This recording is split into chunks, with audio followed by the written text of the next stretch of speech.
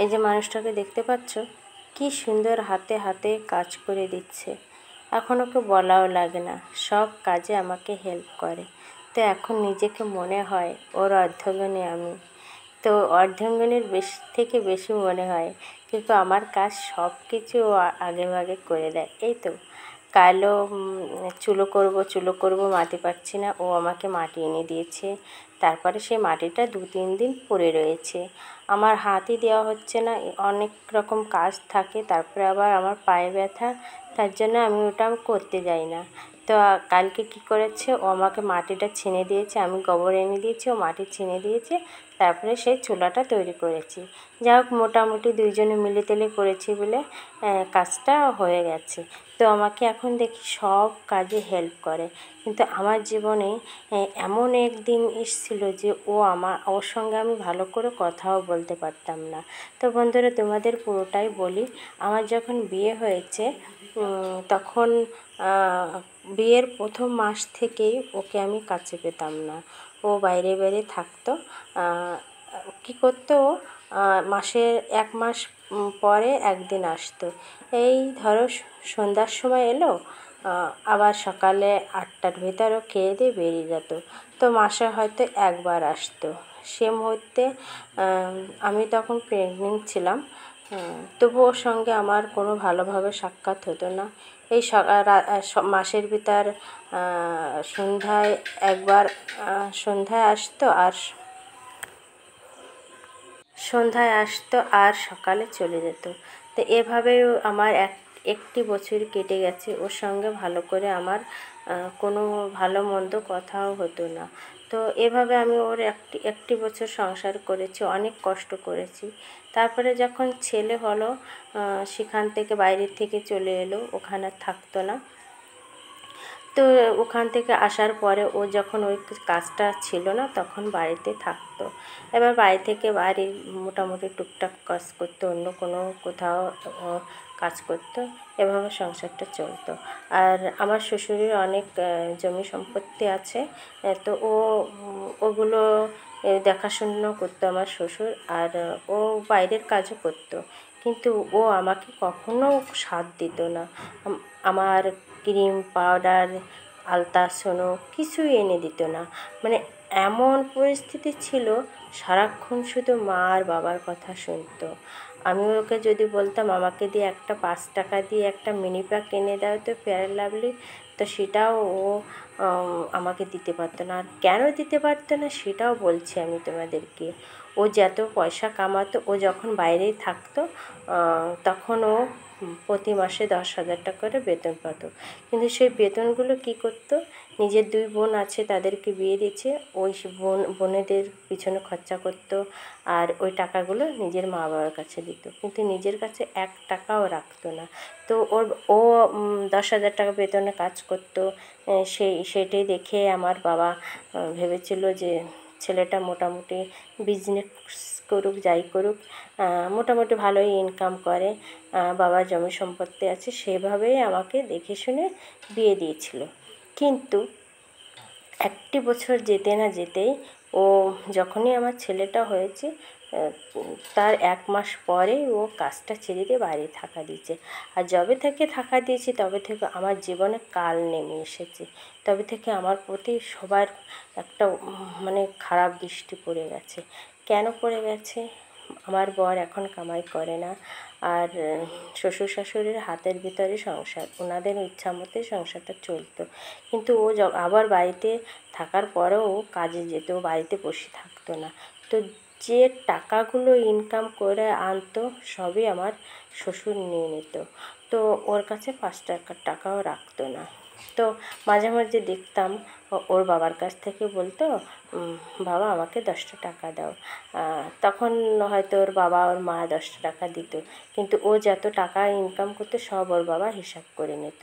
কিন্তু এগুলো দেখতাম আমার সঙ্গে মানে প্রচুর অত্যাচারী করতো, প্রচুরভাবে সব সাইড দিয়ে আমাকে কষ্ট দিত, কিন্তু ও কখনো প্রতিবাদ করতো না।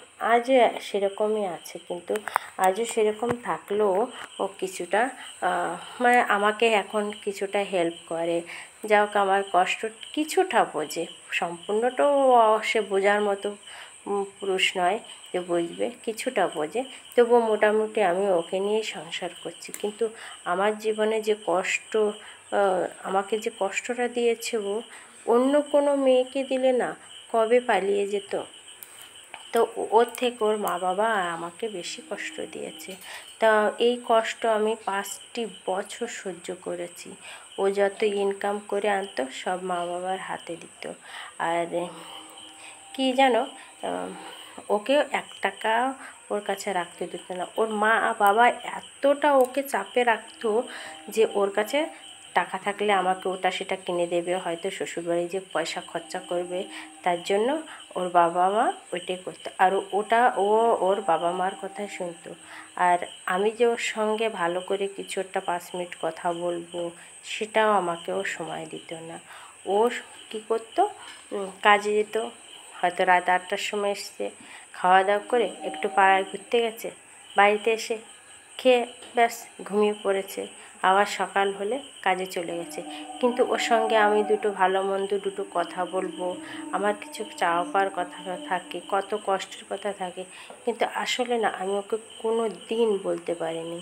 আর ও আমার কথা কখনো শুনতোও না, শোনার মতো কোনো গরজই করতো না।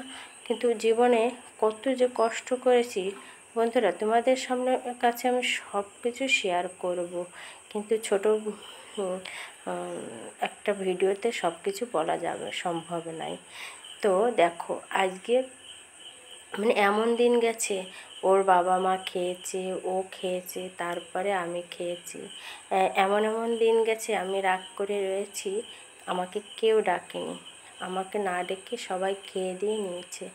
আর এখন দেখো কী সুন্দর সাথে করে খাচ্ছি, সব কিছু শেয়ার করে নিচ্ছি। কিন্তু কিছু কিছু মানুষের কারণে না স্বামীরাও পাল্টে যায়। ও যে খারাপ সেটা আমি বলছি না, ও ভালো, আমার কাছে ভালো একটা সাদামাটা মানুষ, মা বাবাকে সম্মান করে, কখনো তাদের মুখের উপর কথা বলে না, ঠিক আছে। কিন্তু আমি চেয়েছিলাম তুমি আমার সঙ্গে যেগুলো অন্যায় হচ্ছে তুমি সেগুলো প্রতিবাদ করো, কিন্তু ও কখনো প্রতিবাদ করতো না।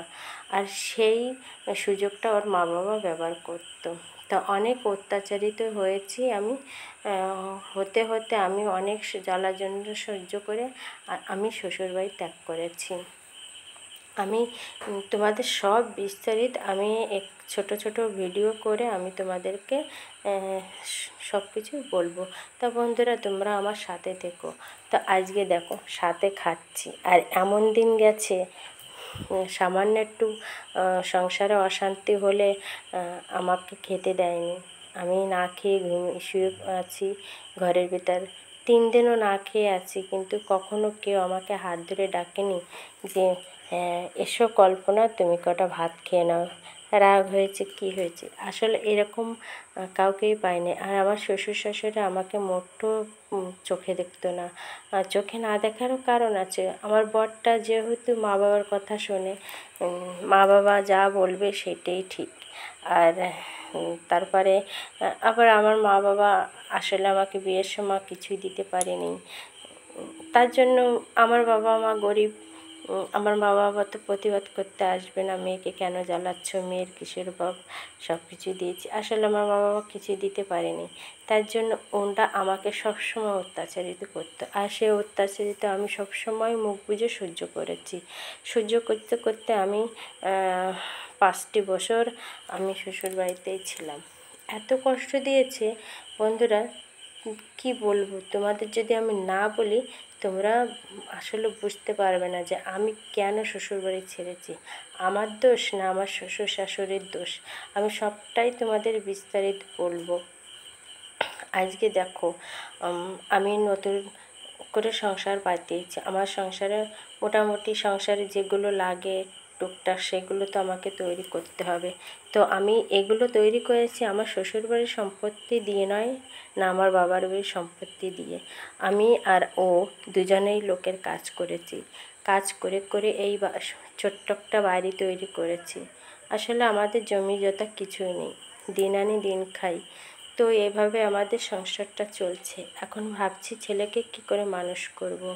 ছেলেটা পড়াশুনো করছে এখন, ওর পিছনে আমার অনেক টাকা খরচা করতে হচ্ছে। ওর টিউশনি দিতে হয়, টিফিন বানিয়ে দিতে হয়, স্কুল খরচা, তো প্রচুর খরচা। তো ওর বাবা একাই কাজ করে, আমি করতে পারি না।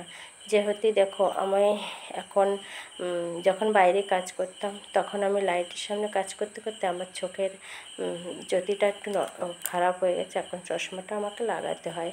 আর তারপরে এখন কি জানি কি হয়েছে, কোমর ব্যথা হয়েছে, হাঁটুতে ব্যথা হয়ে গেছে। আমি যে একটা মেশিনে কাজ করব সেটাও আমার করার কায়দা নেই।